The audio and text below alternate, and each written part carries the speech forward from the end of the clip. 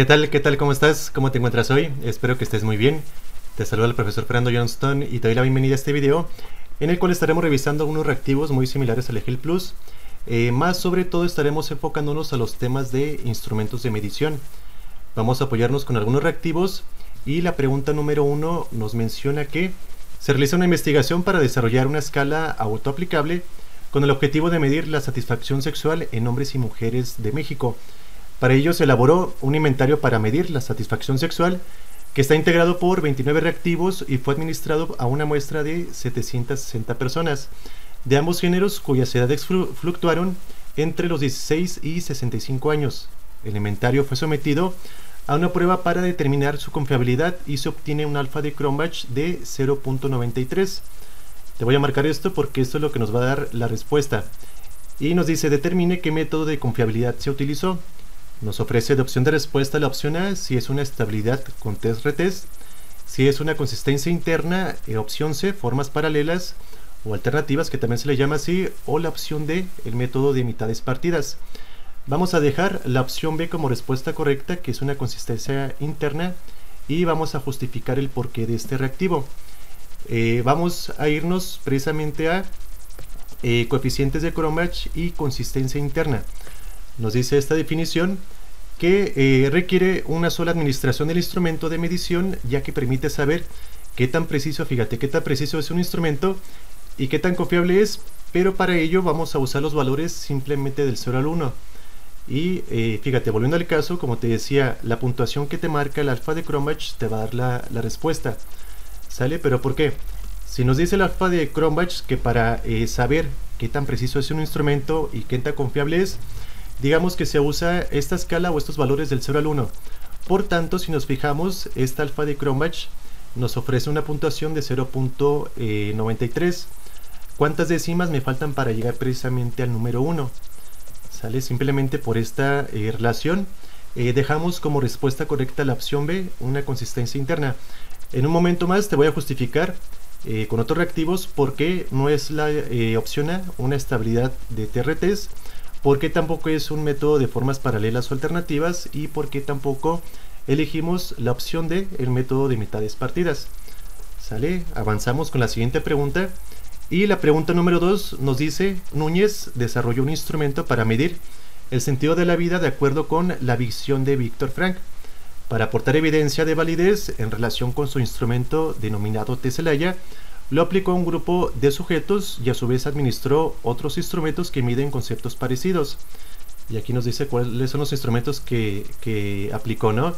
Nos dice que aplicó la prueba de propósito vital y el logotest de Elizabeth Lucas. Posteriormente, fíjate, comparó las puntuaciones de los participantes en las 3 pruebas y demostró que las correlaciones entre las puntuaciones eran significativamente elevadas, y de esta manera fue como aportó que nos ofrece, fíjate, igual, si se evaluó de una validez de constructo, si es una validez de criterio, si es una validez de contenido o la de un método de formas paralelas o alternativas.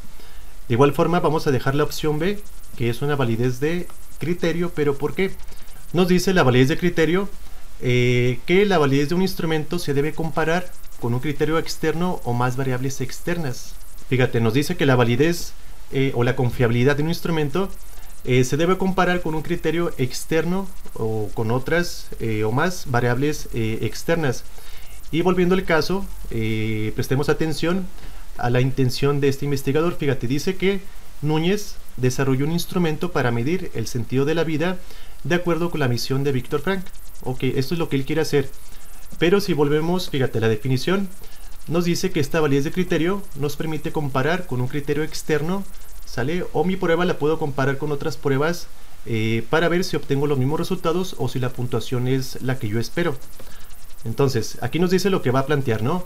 Más dice: para aportar evidencia de validez en relación con su instrumento, obviamente tiene que compararlo con otras pruebas externas o otras variables externas. Por eso te dice, en relación con su instrumento denominado Teselaya, dice, lo aplicó a un grupo de sujetos y a su vez lo administró otros instrumentos que miden conceptos parecidos. Y te dice cuáles son estas dos variables externas de las cuales se valió, y nos dice pues que una variable externa es la prueba de propósito vital y el logotest de Elizabeth Lucas. Por eso dice, posteriormente comparó las puntuaciones de los participantes en las 3 pruebas. De las 3, obviamente, la de él es solamente aquel que le llama el test denominado Celaya. Dice, demostró que las correlaciones entre las puntuaciones eran significativamente elevadas, ¿sale? Y es por eso que decimos que mi respuesta correcta es la validez de criterio, ¿sale? De igual forma, en un momento más o con los siguientes reactivos, justificamos por qué no es válida la validez de constructo, por qué no elegimos como respuesta correcta la validez de contenido y por qué tampoco elegimos el método de formas paralelas o alternativas. Nos brincamos a la pregunta número 3, que de hecho es la última pregunta, pero aún así explicamos o te explico los otros conceptos. Nos dice la pregunta 3 que para determinar la confiabilidad de un instrumento, un investigador debe reunir a un grupo de 150 sujetos a quienes les administra la prueba.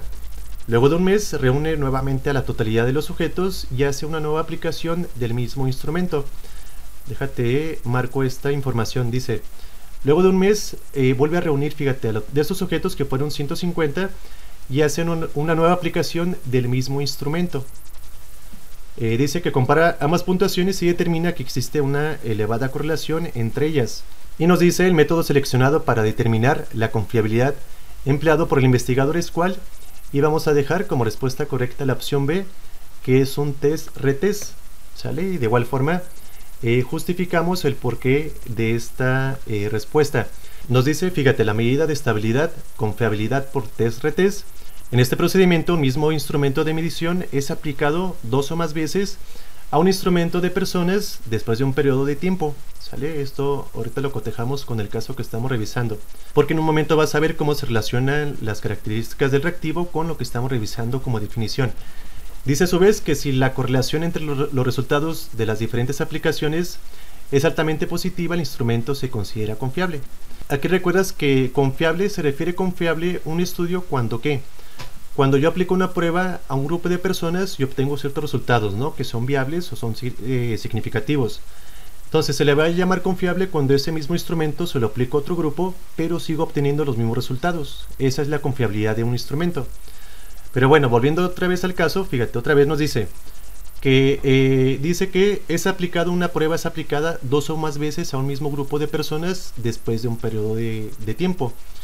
Y volviendo al caso, fíjate, nos dice que el investigador pues reúne a un grupo de 150 sujetos. A esto recuerda que le llamamos muestra. La población se refiere simplemente a los sujetos que existen, ¿no? Digamos, yo voy a un aula de clases y voy a hacer una investigación.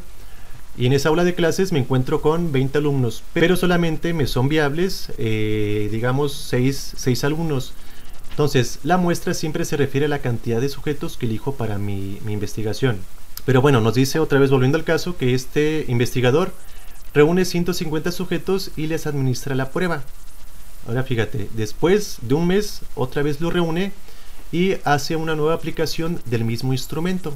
Y por eso decimos que mi respuesta correcta es la opción B, el test-retest. ¿Sale? Este de mitades partidas no hay reactivos o no te muestro reactivos, pero sí te comparto la definición, ya que también es un tipo de reactivo, ¿sale? O un tema que puede aparecer en tu EGEL Plus. Fíjate, nos dice el método de mitades partidas que en este método requiere solo una aplicación de la medición. Específicamente el conjunto total de ítems es dividido en 2 mitades y las puntuaciones o resultados de ambos son comparados. El mismo instrumento simplemente se divide en 2. Supongamos que eres maestro, eres maestra, somos docentes, o soy un investigador. Simplemente el mismo instrumento lo divido en 2 y se lo aplico a mi muestra, ¿sale? Es el método de mitades partidas. De igual forma, fíjate, el método de formas paralelas o alternativas nos dice que un instrumento de medición se administra en 2 o más versiones equivalentes. Estas versiones serán similares en contenido, instrucciones, duración y otras características. Generalmente se aplica a un mismo grupo de personas dentro de un periodo de tiempo relativamente corto. El instrumento es confiable si la correlación entre los resultados de ambas administraciones es significativamente positiva. ¿Sale? De igual forma, puedes tú hacer un repaso de estos conceptos, ya que es muy probable que te los encuentres en la parte de metodología de tu EGEL Plus para egreso de la carrera en psicología. ¿Sale? Entonces, de esta forma concluimos este video. Espero que sirva para la preparación de tu examen. Y si estás interesada o interesado en tomar un curso de forma presencial o a distancia, lo puedes hacer comunicándote a este número vía WhatsApp. Me encuentro en la ciudad de Guadalajara y se despide de ti el profesor Fernando Johnston. Hasta luego.